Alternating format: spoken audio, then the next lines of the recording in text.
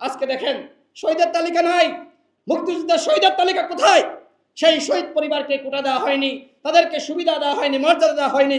আমরা ঢাকা মেডিকেলে গিয়েছিলাম, সেখানে আমরা দেখলাম যে ছাত্রদের তুলনায় সেখানে সাধারণ মানুষ, শ্রমিকদের সংখ্যা বেশি। আমরা দাবি জানাচ্ছি অনতিবিলম্বে শহীদের তালিকা প্রস্তুত করতে হবে। প্রত্যেক শহীদ পরিবারকে 1 কোটি টাকা ক্ষতিপূরণ দিতে হবে। তখনই আমরা বিএনপি সহ বড় দলগুলোকে প্রস্তাব দিয়েছিলাম এই আন্দোলনকে রাজনীতিকরণ করতে হবে। আমরা তারেক রহমানের কাছে সেই বার্তা পাঠিয়েছিলাম, আমাদের সভাপতি নুরুল হক নূর, আমরা যে আপনারা বড় দল, আমাদের হয়তো সাংগঠনিক সক্ষমতা আপনাদের মতো এত বড় নয়, আপনাদের আছে, এই আন্দোলনকে কাজে লাগান। আমরা যারা নেতৃত্ব দিয়েছে ঢাকা বিশ্ববিদ্যালয়ে, আমাদেরই জুনিয়র, আমরা একসাথে 18 সালে আন্দোলন করেছি, ডাকসু নির্বাচন করেছি, তারা আমাদের সাথে একসাথে রাজনীতি করেছে। আমরা তাদেরকেও বলেছিলাম যে এই আন্দোলনকে জনগণের মুক্তির আন্দোলনে পরিণত করতে হবে। আমাদের সভাপতি তিনি তো তার একটি বক্তব্য, যেটা ডিবি, কুখ্যাত ডিবি হারুন, সে নিজেই বলেছে যে নুরুল হক নূর উস্কানিদাতা। এবং আমাদের সভাপতি যখন রিমান্ডে নির্যাতনের শিকার, তার যে বক্তব্য আজকে জাতির মুখে মুখে প্রত্যেকটা মানুষ আজকে তার এই বক্তব্য স্মরণ করে 90% পতন হয়ে গেছে, 10% ধাক্কা দাও।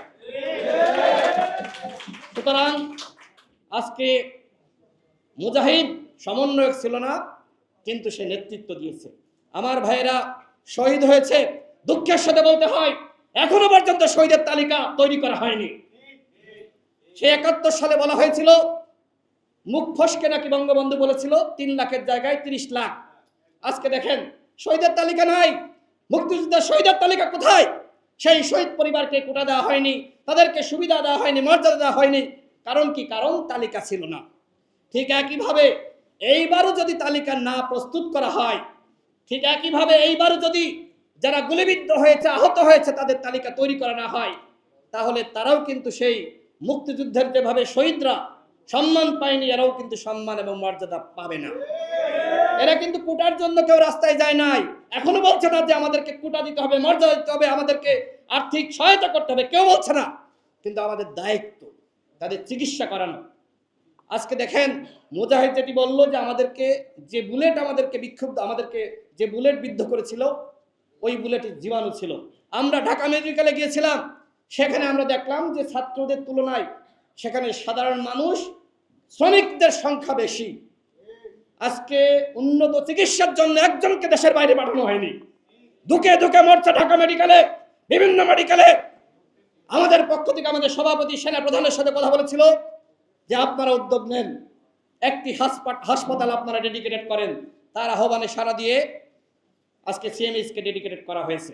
আমরা আমাদের জায়গা থেকে চেষ্টা করে যাচ্ছে, কিন্তু আমরা তো সরকারে নাই, আমরা এখনো পর্যন্ত বিরোধী দলে, আমরা জনগণের জন্য সংগ্রাম করছি। আমরা দাবি জানাচ্ছি অনতিবিলম্বে শহীদের তালিকা প্রস্তুত করতে হবে। প্রত্যেক শহীদ পরিবারকে 1 কোটি টাকা ক্ষতিপূরণ দিতে হবে। কেন দেওয়া হচ্ছে না? রাষ্ট্রের তো টাকার অভাব নাই। যারা লুটপাট করছে, চুরি করছে, ডাকাতি করেছে, তাদেরকে ধরেন, ওই টাকাগুলো জনগণের টাকা, ওই টাকাগুলো উদ্ধার করেন। এগুলো না করতে পারলে আপনারা রাষ্ট্র পরিচালনা করতে পারবেন না। এবং একই সাথে যারা আহত হয়েছে তাদের সুচিকিৎসার ব্যবস্থা করতে হবে এবং তাদের পাশে দাঁড়াতে হবে। প্রত্যেক শহীদ এবং যারা গুলিবিদ্ধ হয়েছে, শহীদ পরিবারের একজনকে চাকরির ব্যবস্থা করতে হবে। যারা গুলিবিদ্ধ হয়েছে তাদেরকে সুচিকিৎসার ব্যবস্থা করতে হবে, আর্থিক ক্ষতিপূরণ দিতে হবে। এগুলো এখনো পর্যন্ত করা সম্ভবপর হয়নি। দুঃখজনক, প্রায় 1 মাস অতিবাহিত হলো, অনতিবিলম্বে এই কাজগুলো করতে হবে। এখনো পর্যন্ত প্রশাসনে আওয়ামী স্বৈরাচার সুবিধাভোগীরা 7 দিনের মধ্যে সম্ভব ছিল প্রশাসনকে রদবদল করা, প্রশাসনকে বদলে ফেলা। আজকে প্রায় 1 মাস অতিবাহিত হয়ে গেল। আওয়ামী প্রশাসন তো দেশ চালাবেন কিভাবে? আজকে বলা হচ্ছে যে এদেরকে সরালে তো বিএনপি যারা আছে, জামাতের যারা আছে, ওরা তো বসে পড়বে। তা আপনি যদি এই ভয়তে থাকেন যে বিএনপি জামাতের যারা রয়েছে তারা বসে পড়বে, তাহলে তো আপনি ওই আওয়ামী লীগকে আবার বসায় রাখতে চাচ্ছেন। এগুলো তো হচ্ছে, এগুলো তো মিথ্যা না, এগুলো বলা হচ্ছে। আজকে চাঁদাবাজির কথা বলা হচ্ছে। দেখেন হাট বাজার বিভিন্ন জায়গা আওয়ামী লীগের দখলে ছিল না? তো ওই দখলদারদেরকে সরাই দিতে হবে না? হ্যাঁ, সরাই দিয়েছে। হয়তো জামাত সেখানে যায়নি, অন্য দল যায়নি, বিএনপি সরিয়ে দিয়েছে, কিন্তু রাষ্ট্রের পক্ষ থেকে তাদেরকে সরানোর দায়িত্ব ছিল। পুলিশ আজকে ফাংশন করছে না, যে কারণে বিভিন্ন দল, রাজনৈতিক সংগঠনগুলো তাদেরকে সরিয়ে দিয়েছে। এটি দরকার ছিল। আমরা বলতে চাই, যেটি হবার হয়েছে, এখন হাট বাজার এবং বিভিন্ন প্রতিষ্ঠান এগুলো সরকারের দখলে নিতে হবে। আগামী 10 বছর যদি এইভাবে কে সরকারি দল হবে, কে বিরোধী দল হবে, এটি নিয়ে সিনিয়র নেতারা কামড়া কামড়ি বলে বক্তব্য দেয়, তাহলে এই স্বাধীনতা ব্যর্থ হবে। আগামী 10 বছর জাতীয় সরকার গঠন করার মাধ্যমে সমস্ত দল এবং মতকে সাথে নিয়ে সরকার গঠন করতে হবে। আমরা সংগ্রাম করি নাই, আমাদেরকে বাদ দিয়ে আপনি দেশ চালাবেন? এখানে যারা আছে বক্তব্য রেখেছে, তারা সংগ্রাম করে নাই। প্রত্যেকের সম্মিলিত প্রচেষ্টায় আমরা এই স্বাধীনতা পেয়েছি। সুতরাং সরকার গঠনে সকলের অংশীদারিত্ব নিশ্চিত করতে হবে। এবং যে ওয়াদা 31 দফায় ছিল, 31 দফা তো আমরা সবাই মিলে তৈরি করেছিলাম, এবং সেখানে বলা হয়েছে জাতীয় সরকারের কথা। সুতরাং জাতীয় সরকার হতে হবে, অন্যথায় এই রাষ্ট্রে কখনোই ঐক্য এবং সংহতি প্রতিষ্ঠা পাবে না।